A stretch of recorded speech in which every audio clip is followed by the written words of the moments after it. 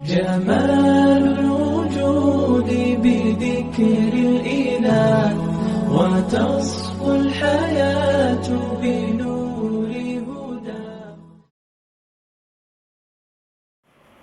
بسم اللہ الرحمن الرحیم نحمدہ ونصلی ونسلم علی رسولہ الکریم اما بعد. آج سے انشاءاللہ آپ تمام حضرات کو اس چینل کے تھرو تجوید سکھائی جائے گی، جس میں سب سے پہلے آپ لوگوں کو تجوید کا تعارف بتایا جائے گا، اور یہ تعارف اگر آپ لوگ اس کو نہ بھی سمجھ میں پائیں تو کوئی مسئلہ نہیں. یہ تعارف ایک فارمیلٹی پوری کرنے کے لیے کیا جا رہا ہے، کیونکہ جب کسی علم کو سیکھا جاتا ہے تو اس علم کو سیکھنے سے پہلے اس کا تعارف ضروری ہوتا ہے. اب اس میں کچھ پیچیدہ چیزیں ہیں، لیکن وہ اگر آپ کو سمجھ میں نہ آئے تو کوئی مسئلہ نہیں. ہمارا جو مین مقصد وہ یہ ہے کہ تجوید کو کس طرح قرآن کریم میں اپلائی کیا جائے اور تجوید کے ساتھ قرآن کریم کو کس طرح پڑھا جائے. تو آج تجوید کا تھوڑا سا ہم تعارف پڑھ لیتے ہیں. تجوید کے لغوی معنی ہیں تحسین الشیء الاتیان بالجید، یعنی کسی کام کے عمدہ کرنے اور سنوارنے کے ہیں. تجوید کی جامع تعریف هو اداء الحروف من مخارجها الخاصة لها مع جميع صفاتها اللازمة والعارضة بسهولة وبغير كلفة. حروف کو ان کے مخارج مقررہ سے تمام صفات لازمہ و عارضہ کا لحاظ رکھتے ہوئے آسانی کے ساتھ ادا کرنا. اب جیسے میں نے آپ لوگوں کو کہا تھا کہ اگر آپ کو اس میں سے کوئی چیز سمجھ میں نہ آئے تو کوئی مسئلہ نہیں.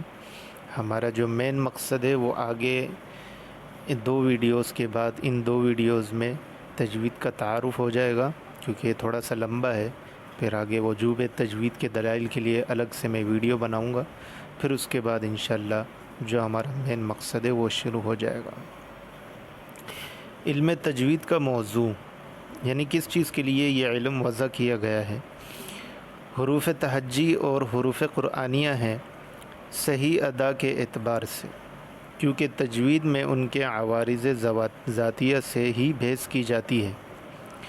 علم تجوید کی غرض و غایت، یعنی اس کی انتہا کیا ہے، اس کی غرض کیا ہے، اس کا مقصد کیا ہے.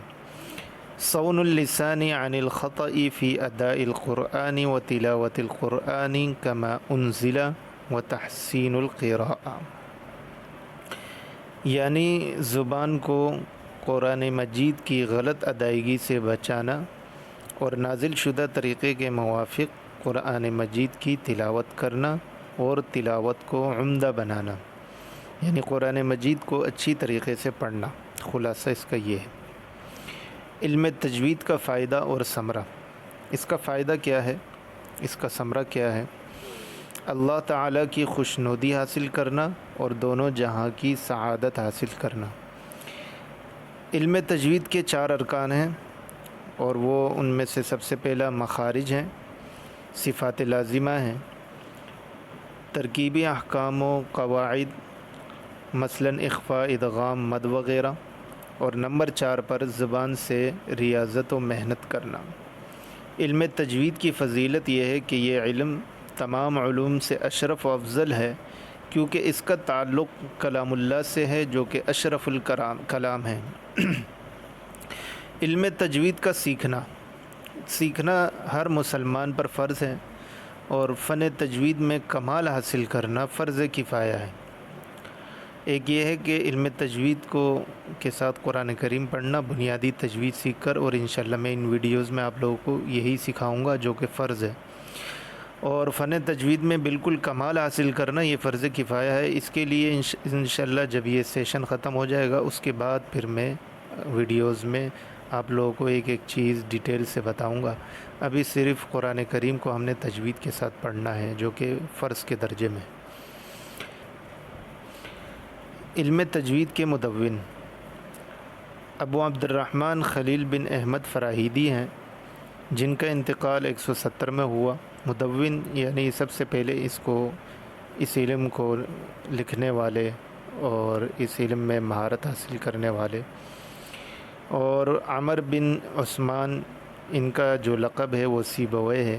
ان کا انتقال 188 ہجری میں ہوا. محمد بن مستنیر ان کا عرف جو ہے وہ قطرب ہے. ان کا انتقال 209 ہجری میں ہوا. یحییٰ بن زیاد فرا ان کا انتقال 207 ہجری میں ہوا. مبرد ان کا انتقال 276 ہجری میں ہوا. آج کے لیے اتنا ہی. اگلی ویڈیو میں انشاءاللہ تجوید کے وجوب کے دلائل بیان کریں گے کہ کس وجہ سے تجوید واجب ہے سیکھنا.